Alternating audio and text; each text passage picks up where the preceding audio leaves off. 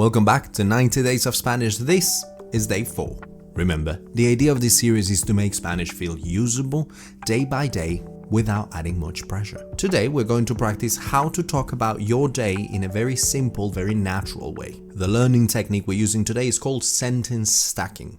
What is it and how do we use it? One of the biggest problems we run into when we're trying to learn a second language is that we try to say too much too fast. So today, we're going to do the opposite. We're going to build meaning by stacking very small pieces.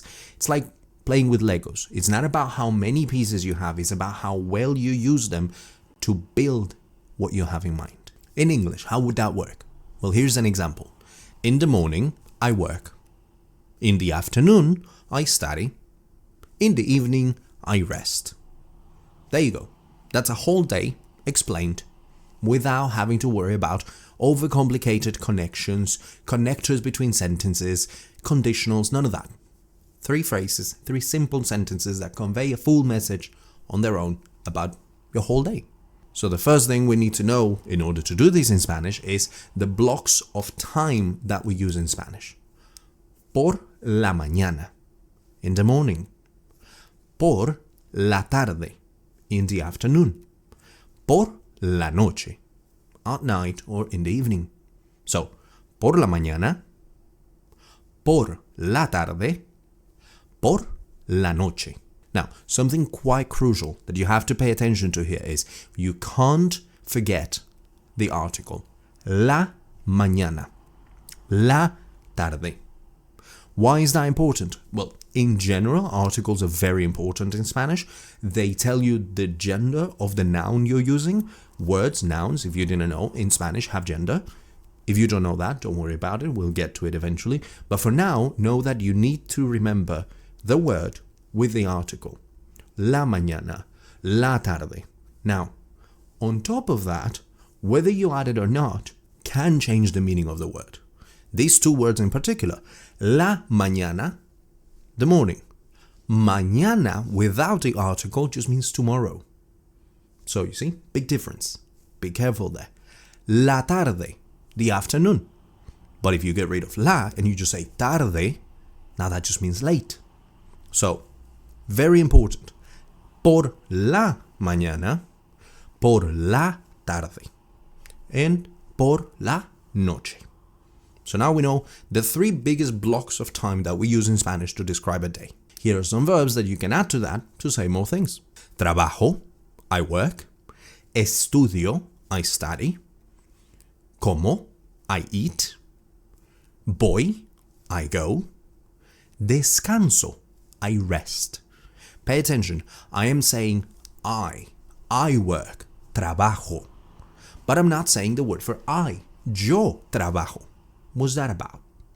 In Spanish, we don't always have to say yo. We can get away with just saying trabajo. If anything, we prefer to not say yo. Reasons?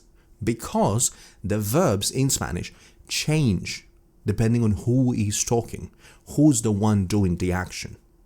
So for that reason, we already know from just looking at the verb who it is that is saying that. Who is it that is doing the action? So when you say trabajo, I already know that it is I work. It can't be anyone else. So you don't need to say yo trabajo. If you do say it, if you want to keep it, it's fine. It's not a problem to use it. But if you don't, it sounds more natural. So, trabajo, estudio, como, voy, descanso. Okay? Let's keep going. So here's 3 complete sentences we can make with these 2 things we've just learned. The blocks of time, which will go at the front, just to keep things simple and structured, and the verbs that we can add at the end. So, por la mañana, in the morning. Por la mañana, trabajo. In the morning, I work. Por la tarde, in the afternoon. Estudio, I study. Por la tarde, estudio. And the last one, por la noche, descanso. At night, I rest. Por la noche, descanso. Very simple, very clear, and you're already conveying a whole message. You're saying what you do throughout your whole day in just 3 simple sentences, right? That's what we're trying to do here. We're trying to build the confidence in your Spanish, in your ability to communicate whatever ideas you have, whatever message you want to get across, without overcomplicating the sentence structures we're learning. We'll build on top, we'll add on top as we go along, but we don't have to start complicated. Okay, let's keep going. Now, what if you feel ready for a little bit more, a bit extra? If you want to give some more information, not just what we just said, well, we can do that. We can add on top of the sentence structures we have. For example, we can say, por la mañana trabajo y tomo café. So we can add another verb. We just say and at the end, y, and we add another verb. But careful, you have to conjugate that second verb as well, because we said and. Right? So let's look at the example again. Por la mañana, in the morning, trabajo, I work, y, and, tomo, I drink or I take, coffee, café. So this is quite important, because you might have seen before that when we have a second verb, we don't need to change the second one. We can keep the original form, which is true in a phrase like me gusta bailar, I like to dance. But that's because there is no words in between the two verbs.